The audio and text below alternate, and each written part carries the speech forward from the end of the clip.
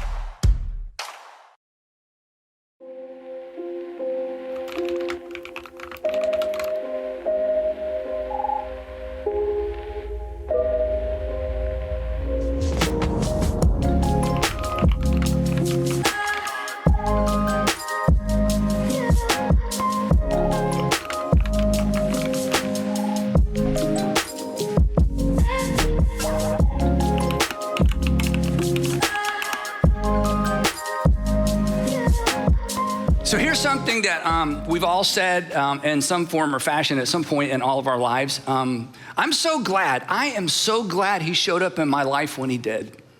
Or I'm not sure I would have made it through without her. Or I would not be where I am today apart from them. If it wasn't for him, if it wasn't for her, if it wasn't for them. As soon as I put these statements up here, all of us can think about that one person or that group of people or a couple of people that you think, wow, if they had not shown up when they'd shown up, or if they had not been in my life, I certainly wouldn't be where I am today doing what I'm doing today. Obviously, I would not be doing what I'm doing today without my dad. I think a lot of us would say it was a parent or your parents that kind of set you up for success. You're so grateful for your parents. You weren't always so grateful for your parents, but you are now. Others of us have had mentors in our lives. Charlie Renfro, as a mutual friend of our family, was a mentor in my life. Charlie taught me so much about organizational life and how to navigate organizational complexity. He used to walk in and we'd have breakfast. He'd say, Andy, what you working on big? What you working on big? And I wasn't working on anything big, but he helped me think big. And when I think about the people in my life that kind of dropped in at the right time, he's one. Another guy who dropped into my life at a critical time was a guy named Steve. Steve was my counselor. And Steve used to ask me these awful questions that just would drive me nuts. And I would kind of have worked myself up into thinking, oh no, this is going to happen and that's going to happen. This is going to happen. This will never happen. And I would worry. And then Steve would say things like this. He'd say, Andy, do you think God's hands are tied? What an awful, wonderful question is that? Because I had sort of predicted my own future and I'm sure things are going to work out. He'd say things like, do you think God's hands are tied? So again, just came into my life at just the perfect time. And then of course, Sandra, my wife, you're going to think I'm just trying to be a sweet husband. I promise I'm not exaggerating. People who knew me before Sandra and I were married are so grateful for Sandra. Here's what they'd say. I promise I'm not exaggerating. They would say, we are sure he would not be where he is today apart from her. And they are not wrong. So I think all of us, if you've just given a couple of minutes, you can think of those just in the nick of time or just at the right time people that just came into your life. They added something we needed. In some cases, they gave us opportunities we wouldn't have had. In other cases, they gave us insight or provided us with encouragement. Sometimes they just give us some perspective, sometimes just hope, sometimes correction, sometimes confrontation. And you didn't like it then, but you look back and you're so grateful for it now. And your life would be very different if those people had not just dropped into your life. So real quick, anybody come to mind? Have you ever thanked them? Do they know the role they played in your life and how pivotal it was for you? We'll come back to that in just a minute. When anyone tells their faith story, and if you were to stand up and tell your faith story, every faith story has this component of, and then I met this girl, then I met this guy, then I met this couple. Then we had these new neighbors that moved in and we found out they were Christians and it kind of freaked us out a little bit, but they were like the nicest, kindest people. Then they invited our kids to their church and we thought, we need to check that out. And then we've become people of faith and it was like God dropped them into our lives. Maybe your story is that your mom remarried and your stepfather, your new dad was a Christian and you were introduced to faith. But when people tell their stories, they always talk about, then I met these people. Then these people came into my life. Somebody invited me to their small group. This group of girls on my college campus invited me to a small group. I'm like, what's a small group? Sounds kind of strange, but it was in that small group that I was introduced to faith in Jesus, or maybe a coach. I mean, it goes on and on and on. But the point is this, when you consider your story and when you consider those people in your story, it's as if God dropped them into your story, right? It's like he dropped them right into your life at just the right time. And in the moment, you don't know that. But as you look back and you think about what a defining moment that was for you, when you think about the change that happened because of that relationship, you can't help but feel that it was somewhat providential. It was like it was divine intervention. In fact, it may have been an intervention, right? A couple of friends showed up and said, we got to talk to you. And you knew what they wanted to talk about and you did not want to talk about it. And they talked about it to you anyway. And it was a reversal for you, a change for you. And as much as you resisted and as angry as you were because they were sticking their nose in your business, you look back now and you think, you know what? You say, those were some of the best friends I ever had. That was providential. God brought them along at just the right time. And I don't know where I would be today if it weren't for those two guys, for those two girls, for that group of people. Now, the other side of this is a lot of you, many of you, maybe all of you have actually played this role in somebody else's life, but you didn't know it. You were just being a good friend. You were just being a good boss. You were just being a good citizen. You were just doing what you knew to do. But when those people tell their story, you're in their story because God brought you in and dropped you into their life at just the right time. But for the person on the other side of your defining moment, the person that God dropped into their life, again, we don't know when it's happening. We always know in retrospect. We only know when we're looking back.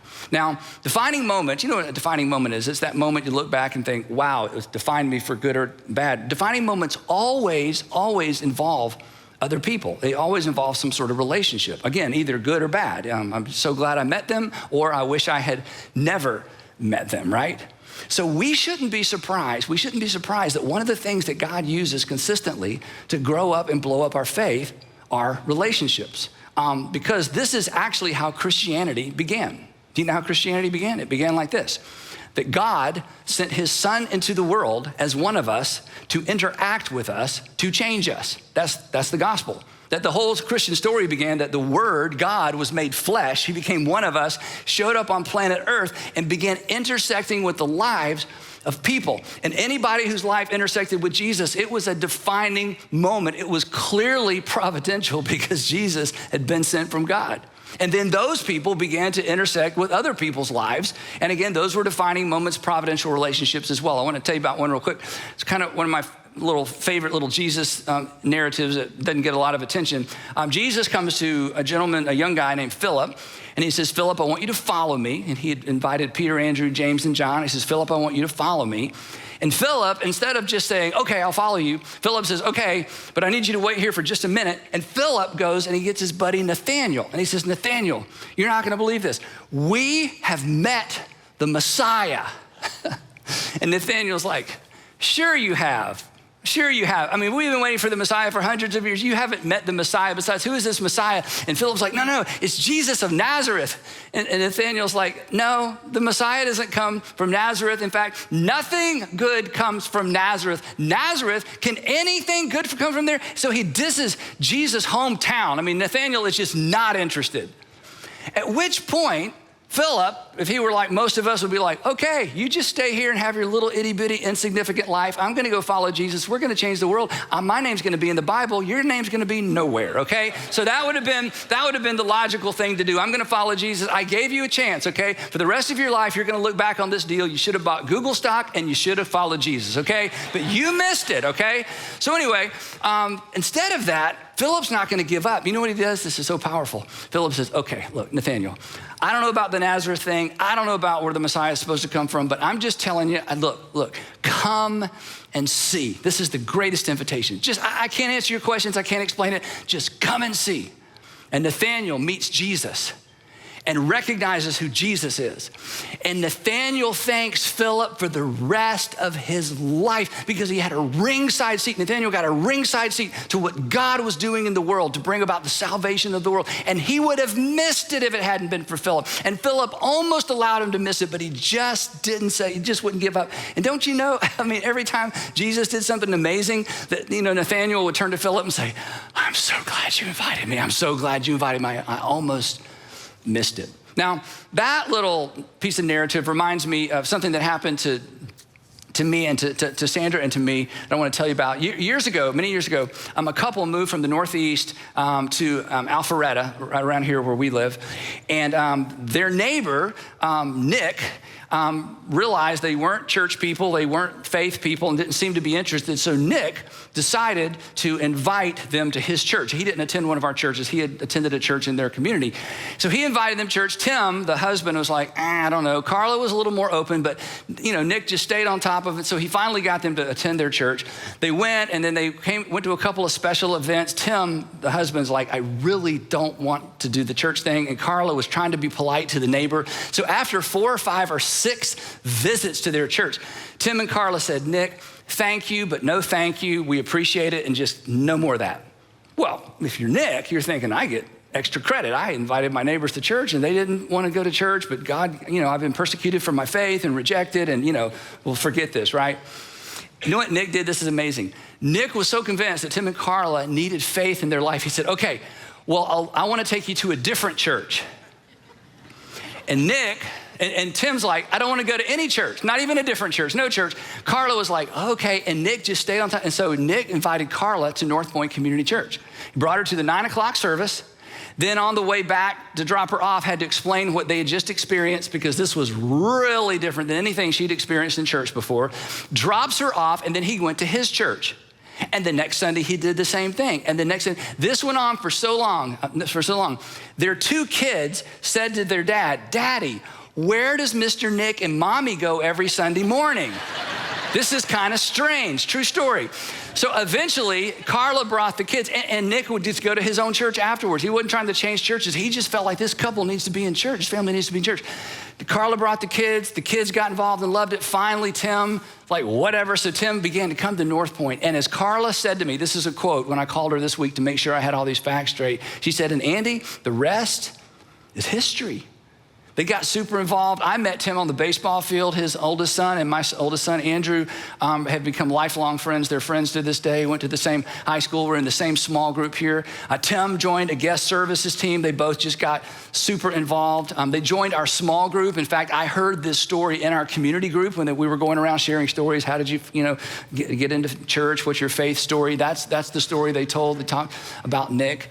So we become lifelong friends. And then in 2013, Tim was diagnosed with ALS, this horrible, horrible, terrible disease that you know about. And his doctor said, you got 3 to 5 years to live, Tim. So our community group became, the Tim group. We were Team Tim and Carla. We're just going to carry them through this awful time. That was 2013. Tim is still alive today. But during that time, as we watched him slowly deteriorate, I'm telling you, watching his faith and watching Carla's faith is one of, if not the most inspiring things that has happened to me as an adult as it relates to my faith.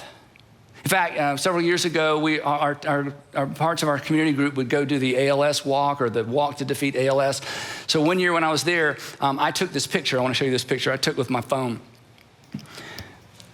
This is not Tim.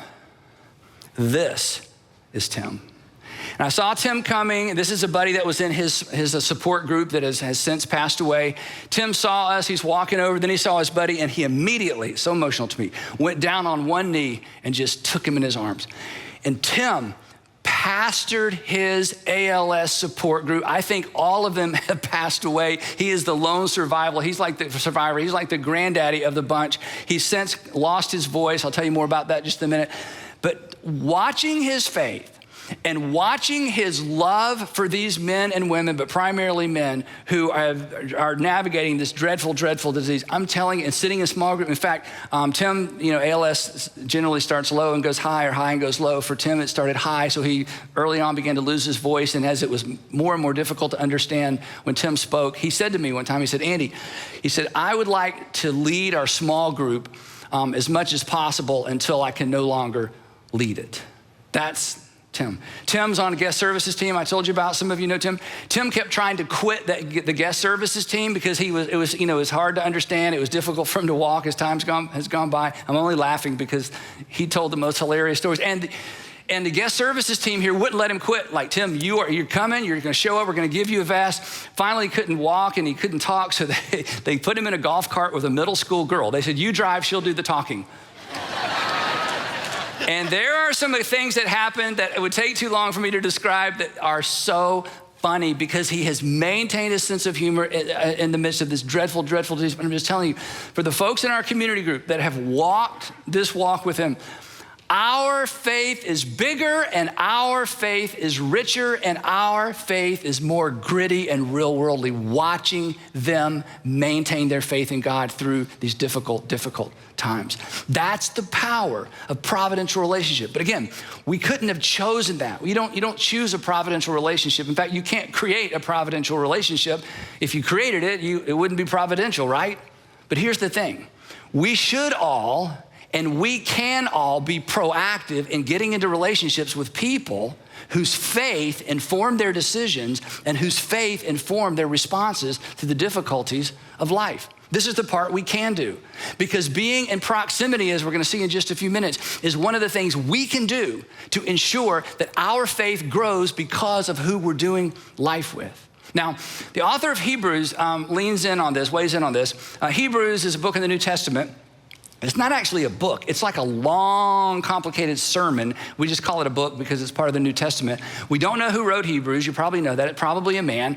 And in one section of Hebrews, the author is urging these Galileans and these Judeans, these sons and daughters of Abraham, not to give up their faith in Yeshua and Jesus and Messiah. So they believed in God, but they were new to faith in Jesus. So he's urging them, don't give up your faith. And so here's what he says as he urges them to hang on. He writes this. He writes, let us, talking about that faith community, primarily Jewish believers, let us hold, love this word, unswervingly.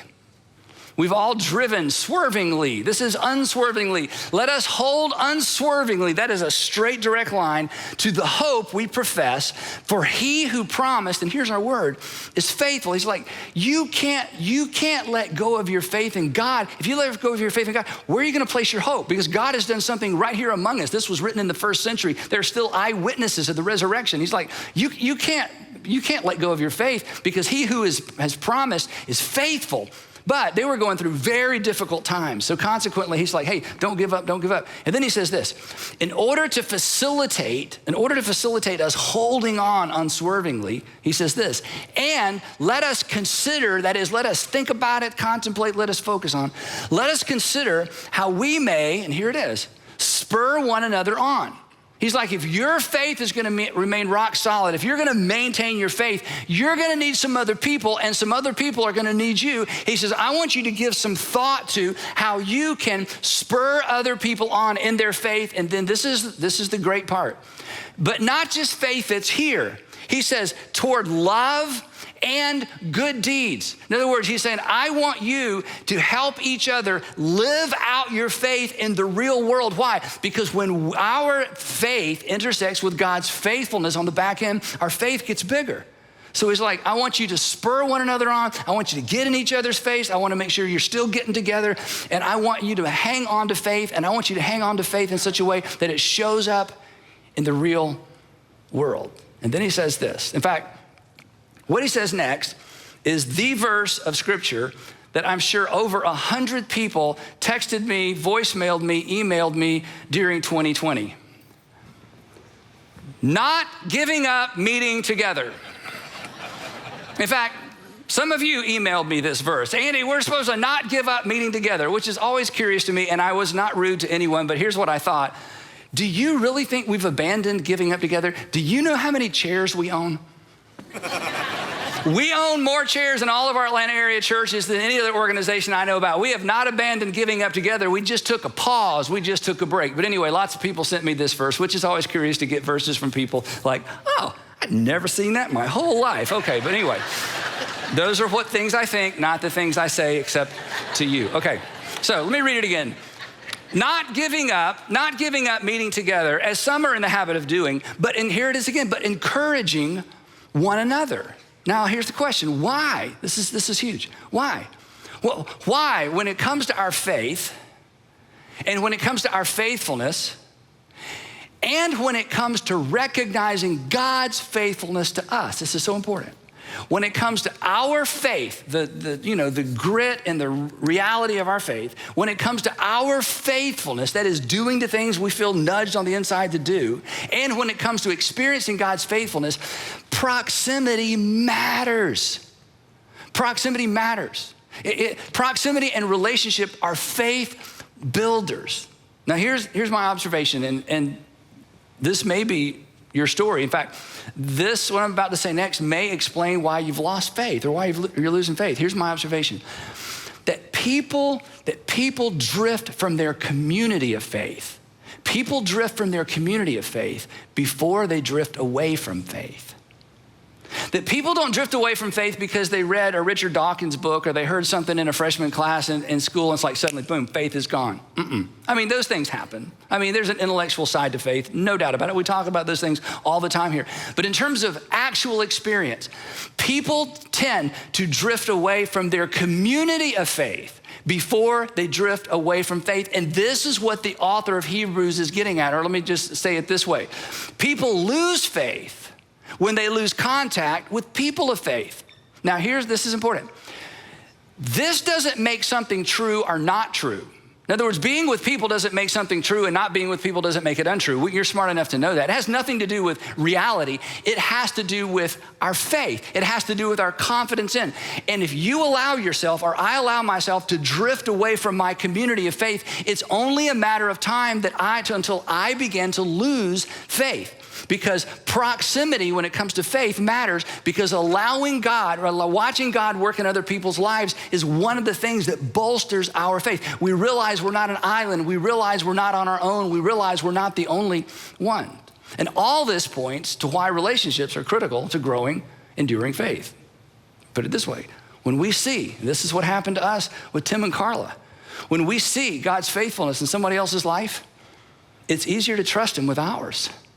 When we see God's sustaining grace, when we see God's sustaining faith, when we see God's activity in someone else's life, in someone else's circumstances, when we see it in other people, it is easier to trust him with ours, especially when we're walking through a valley, or especially when things aren't working out and things aren't up to the right. Now, most of us, as I said at the beginning, while most of us have experienced this in some sort of unexpected, out of the blue kind of providential way, again, there is something we can do to facilitate this faith catalyst. There's something we should do. We actually have a role to play. And that role is simply this. We got to stay connected. We got to stay connected. Staying connected to a community of faith grows and sustains and builds our faith. And here's the amazing thing. And it positions us to play a role in someone else's faith journey as well. Now, when we started our church 25 years ago, we knew about these five faith catalysts because of work we had done with students for many, many, many years. So we organized our church around these five, and we organized specifically to providential relationships. We knew that we couldn't program a relationship, and you certainly can't program or organize a providential relationship, but we could organize to increase the potential of a providential relationship. This is why we do community groups. This is why we want you in small groups. It's not just so you'll have something to do. You've got enough to do, but we want you doing life with other believers so you can experience their faith and they can experience yours. Again, I cannot imagine the loss it would be to me not to know Tim and Carla live. It would be a loss to me, which sounds selfish, but I'm just telling you, apart from community group and being in group with them, we would not have had this journey with them together. And they would tell you, they're not sure where they'd be without our group and the support that we've been to them. We didn't plan that. We just planned, let's put people in groups. And as people have grouped up, these things just happen. And many of you could stand and tell your own story. The other thing we did from the beginning, and we were the first church that I know of to do this. A lot of churches do it now. With our children, our middle school and our high school students, when you serve, and many of you signed up to serve last week, we're so excited about that, and we still love to have more of you. We connect adults and high school seniors, or high school students oftentimes, to children, and the group leaders for children stay with those children 3 or 4 years. The reason is because the relationship is or more important than the content. When somebody plugs in with a middle schooler in the 6th grade, our goal is for those adults to stay with those middle schoolers 6th, 7th, and 8th grade, because the relationship is or more important than the content. The same with high school. And so consequently, we've been doing this for so long, the stories we hear, not about the content. Oh, I'll never forget when they shared that one story. I mean, we get some of that. Mostly what we get is, she was so influential in my life. I don't know where I would be without him. I'm so glad he was in my life because my parents, they lost their minds, but fortunately, my small group leader kind of helped me place all that into context. And I can't even begin to remember all the parents through the years who have said, I'm so glad my son, my daughter had that small group leader for those years. So again, we've done everything we know to do organizationally and programmatically to facilitate the potential of providential relationships, because providential relationships is one of the big 5 things that God uses to grow our faith, and the payoff in terms of spiritual maturity has been absolutely huge. So let me just say this to you parents, okay? I don't want to say you're crazy not to, okay? That's too strong. But as a parent who raised 3 kids in these environments, you do yourself a disfavor not to have your kids here. Not so we can count kids. We're not winning awards. We're not competing with anybody. It's just that your kids' faith is contingent upon your faith to some extent, but also the faithful adults that are around them. That's why we do what we do. And it's why, as I said earlier, I encourage you to invite people to come sit with you. Come sit with me. This is potentially a life-changing invitation. It really is. A single invitation, think about this. A single invitation, you never know, I never know. A single invitation could position you as a catalyst in someone's faith story. A single invitation, come sit with me, could be the first step in somebody rediscovering their faith. Invite someone. Why not? You never know what's on the other side of that invitation. And here's the thing. When you make that awkward invitation and they eventually show up, and then one day you sit here and you watch them baptized, do you know what's going to happen to your faith? It will not get smaller. It will get bigger, because that's the power of providential relationships, and it's one of the primary things God uses to grow up and blow up our faith. Again, I say this to you all the time, we never know what hangs in the balance of our decision to obey God and trust God, and we never know what hangs in the balance of our courage to say something and to invite someone. Now, in our student ministry, 9th through 12th grade, we tell students all the time, your friends determine the direction and quality of your life. Your friends determine the direction and quality of your life. Your friends determine the direction and quality of your life. And if you're sitting here thinking, wow, I wish somebody would tell my kids that. Okay, anyway, your friends determine direction and quality of your life. But what's true for 14-year-olds, it's true for 40-year-olds. The people that we choose to do life with influence and impact the strength and the endurance of our faith and the depth of our faith. Again, because when we see God's faithfulness, in someone else's life, it's easier to trust him. It's so much easier to trust him with ours. When we trust God with our lives, our faith gets bigger, stronger, and more enduring. And we only trust God oftentimes when we have the courage to step out and trust God in unusual ways because we've seen somebody else do it. So here's the last challenge for you. If during this season, for whatever reason, intentionally or unintentionally, you've begun or you've gotten unplugged from a faith community with people who believe like you do and are moving in the direction and value what you value, you need to get reconnected. Even if it's a little awkward, you need to get reconnected for the sake of your faith, and if you're a parent, for the sake of your kids' faith because they're watching. And if you know someone who needs to get connected, you should make that call. You should send that email. You should invite them into your group. You have no idea who needs a simple invitation, and you have no idea what's on the other side of that simple invitation. But here's what will happen.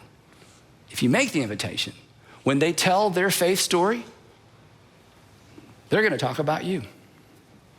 And who knows? When you tell your faith story, you may end up talking about them. Because God uses community. Proximity matters. When we see God's faithfulness in someone else's life, it is so much easier to trust him with ours. Father, thank you. Thank you for the men and women you've brought into all of our lives. And somebody came to mind, Lord, for all of us, even people here today who aren't people of faith, there's just people.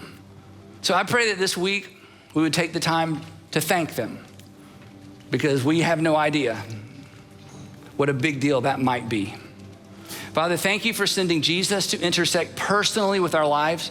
Thank you for becoming one of us so we could know what you're like and not have to spend our entire lives guessing and wondering. Thank you that the Word became flesh and dwelt among us and faced every temptation and every sorrow and heartache that we would ever face. And thank you for the courage that gives us to just keep putting one foot in front of the other. Father, thanks for the time to gather today and to worship. We love you. We're super grateful. In Jesus' name, amen.